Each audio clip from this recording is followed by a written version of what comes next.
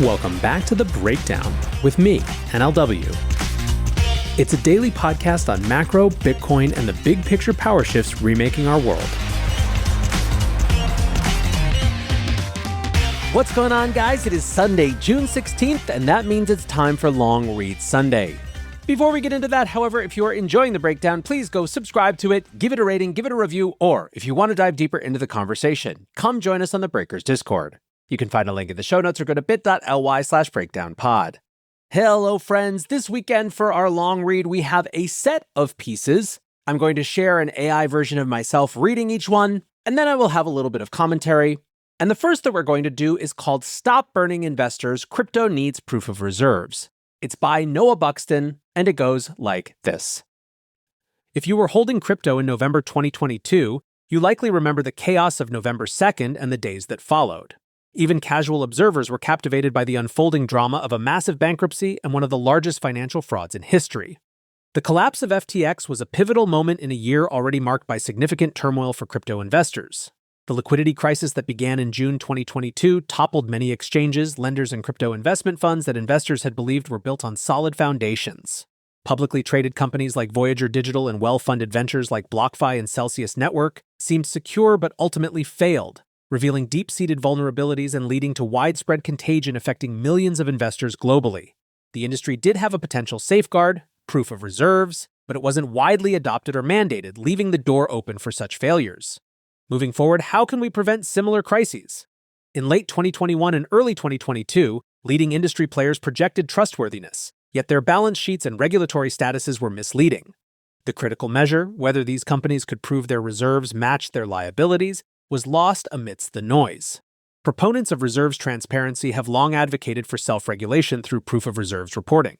However, industry skepticism and a lack of standardized practices undermine these efforts. Despite its limitations, proof of reserves could have offered frequent, accessible, and verifiable insights into a company's reserve practices, potentially preventing such catastrophic failures. The FTX collapse reignited the PR debate, with policymakers acknowledging the need for robust reserve requirements. Texas led the way with swift legislative action, and federal efforts like the Proof Act followed. Yet, comprehensive regulatory solutions remain elusive as the industry grapples with broader issues. The risk of future crises looms as market conditions shift. Proof of reserves remains underutilized, and it's more likely than not that a hot ember smolders somewhere in the market while regulatory focus diverges. It's imperative for digital asset service providers and policymakers to recognize the value of this tool to prevent that hot coal from flaming up and burning investors again. By adopting proof of reserves, we can provide consumers with transparent, quantitative assurance and protect against future financial disasters. It's time to break the glass and implement effective, principles-based reserve transparency to restore trust in the crypto industry. All right, and now we are back to the real non-11 Labs NLW again. And man, on this one, I don't even really have that much to comment other than why, oh why, is this still even a debate or a discussion? One of the great capabilities of crypto is exactly this sort of proof of reserves attestation. It is crazy that we don't demand this yet, and we just simply should. Hello, friends. Before we get back to the rest of the show, I want you to join me at Permissionless. Permissionless is a conference for crypto natives by crypto natives. And the reason it's so important this year is that despite regulators' best attempts to push industry founders, devs, and executives out of the US remains the beating heart of crypto. Today, the tide is turning. Policymakers have pivoted from fighting crypto to embracing it, which will lead to the creation of new financial products, new applications, and ultimately new adoption. Permissionless is a conference for those using and building on-chain products. It's home to the power users, the devs, and the builders. And what's more, I'm going to be there. The location is Salt Lake City. The dates are October 9th to the 11th, and right now tickets are just $199. Towards the end of the month, they're going up to $499. And if you want 10% off, use code BREAKDOWN10 when you check out. If you go to the Blockworks website, blockworks.co, there will be lots of information about how to register. And again, use code BREAKDOWN10 to get 10% off. Next up, we have a piece called Web3 Doesn't Need Flashy, It Needs Functional. It's by Dermot O'Riordan, and it argues that in the world of decentralized infrastructure, it's time to put much-needed tools into the right hands and create a healthier open internet. The original vision of Web3 was a digital future that could be built and owned by the many, made possible by the power of blockchain protocols and their unique ability to solve age-old coordination problems. The early internet was born on similar ideologies to Web3. an open space for the unrestricted flow of ideas and knowledge without physical, social, or political barriers. Today, however, a small handful of corporations dominate. They cast their net widely to harvest the data of end users and developers alike, while limiting control and governance to a small, unelected few. This subversion of the vision of the early internet came about because ideology lost out to convenience and the lure of delightful interfaces. In a world of digital abundance, the power to curate made kings and queens of the new global internet infrastructure dynasties. While we can understand why people will trade their values for beautiful UX, a flashy exterior can hide an ugly, sclerotic core, similar to Dorian Gray and how his beauty had been to him but a mask. And building beautiful interfaces on top of data networks created powerful moats that grew stronger over time, stifling competition and innovation. While many entrepreneurs believe they could build even better end-user-facing experiences for Facebook, Google, Microsoft, Amazon, and many of the other digital giants, today's Davids don't stand a chance without the ability to tap into their global data and backends. But in the world of decentralized infrastructure, also known as the least flashy corner of crypto, we have the chance to arm the rebels and put the needed tools into the hands of the entrepreneurs best placed to create a healthier open internet. The answer is emerging within OG infra protocols. We can use blockchain as a single source of truth to coordinate and incentivize otherwise untrusting actors, making it unnecessary to have to choose between utilitarian infrastructure and flashy products. Ideology versus convenience. Open architecture is a much richer environment for ecosystems to improve performance and extend functionality. Entrepreneurs don't need to reinvent the infrastructure stack or pay a tax to those who currently dominate.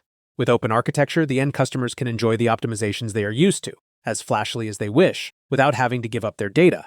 We can all have our cake and eat it too. As per Denis Nazarov, open services powered by crypto networks will present unprecedented opportunity for a new generation of developers and entrepreneurs to innovate. This vision is just starting to be rolled out within decentralized physical infrastructure networks, DPINs, often simply described as community-powered infrastructure networks. The vision was never to just build a new AWS with a token on top. It is to enable an even bigger infrastructure network than AWS could ever build on its own. And this infrastructure layer will be kept open for entrepreneurs to build thousands of AWSs on top, for every region, language, customer type, and market segment you can imagine. Fantastic UX provided by thousands, if not millions of businesses, competing to best serve their target markets rather than a handful of global behemoths, will prove to be the narrative break with the past. In Joel Monegro's words from his FAT Protocols thesis in 2016, the end result of value flowing to open protocols away from vertically integrated applications is a vibrant and competitive ecosystem of applications and the bulk value distributed to a widespread pool of shareholders. As the data follows through to prove out the thesis, we'll see a growing appreciation for these functional projects powering real businesses without compromising the internet's original ideals. Convenience and globally scalable infrastructure will no longer be synonymous with a handful of internet giants controlled by a small group of people in the northwest of the USA.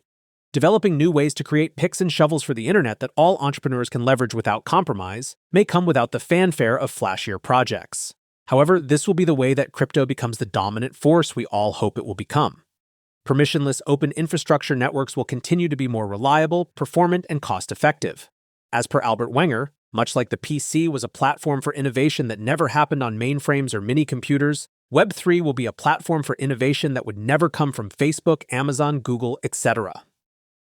All right, we are back again from the AI NLW. And I think the thing that's interesting about this piece is the idea that what's really needed is underlying infrastructure that other great entrepreneurs can build on top of. I think there's something very compelling about this argument.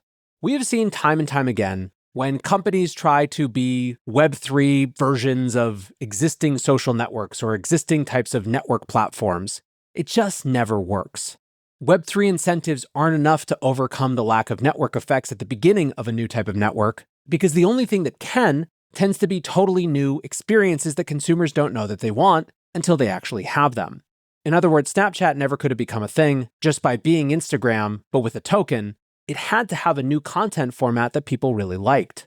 Same with TikTok. TikTok didn't become the fastest growing application in the world at the time because it was Snapchat with a token. It became that because it turns out that short form video with viral music and sound was a format that we didn't know we loved, but we loved.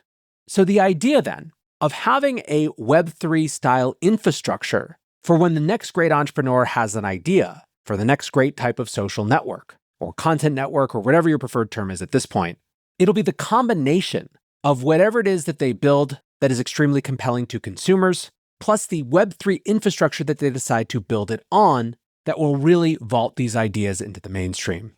Anyway, super interesting thoughts. Big appreciation to both of the authors of this week's posts. And of course, big appreciation for you guys. That's going to do it for today's breakdown. Until next time, be safe and take care of each other. Peace